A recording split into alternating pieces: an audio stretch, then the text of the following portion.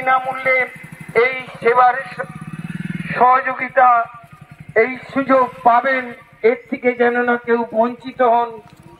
ঈশ্বরের সাথে আপনি যদি একবার এই জ্ঞান অর্জন করেন, আমরাই সেই বিজয়ী রতন। কৌরব সংখ্যাগরিষ্ঠ, কিন্তু পাণ্ডবদেরই বিজয় হয়েছিল।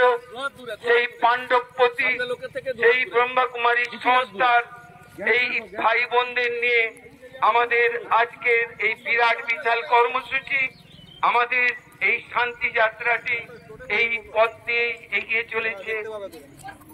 আমাদের এই ভারতবর্ষ একদিন যে নানা সমস্যায় জড়িয়ে গেছি, হলে তবেই এই সমাধান আপনি আপনার জীবনে নিয়ে আসতে পারবেন, আপনার জীবনকে সুখ শান্তিতে ভরে তুলতে পারবেন। ধর্মান্তরে সুখ শান্তি আমরা প্রাপ্ত করতে পারি।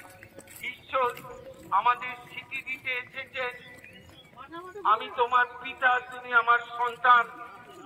আমাদের মধ্যে দৈবিক স্বভাব, আমরা জন্ম নিতে নিতে গ্রেটেস্ট থেকে লোয়েস্ট হয়ে গেছি, একেবারে এক কথায় আমরা অন্ধ হয়ে গেছি, সুখ শান্তি আমরা হারিয়ে ফেলেছি, আমাদের মধ্যে আসুরি স্বভাব সংস্কারে আমরা জড়িয়ে ফেলেছি। এটা কোনো শাস্ত্র থেকে নয়, কোনো বেদ বেদান্ত থেকে নয়, কোনো উপনিষদ থেকে নয়, সমস্ত শাস্ত্রের যে শিরোমণি গীতা, সেই শ্রীমৎ গীতা ভগবত গীতা থেকেই এই বার্তা আপনাদের কাছে আমরা প্রচার মাধ্যমে আপনাদের কাছে ভরে দিতে চাচ্ছি। আমার সকল মা বোনেরা স্থানীয় আমাদের দুর্গা মণ্ডপ সম্মানীয় উত্তম ভাইয়ের বাড়িতে সম্পূর্ণ বিনামূল্যে এই শিক্ষা লাভ করে জীবনকে সুখ শান্তিতে ভরে তুলুন। দুর্গা মণ্ডপের কাছে যাই, সেই মাকে আমরা স্মরণ করি, মনন করি, অষ্টমীর ব্রত পালন করি।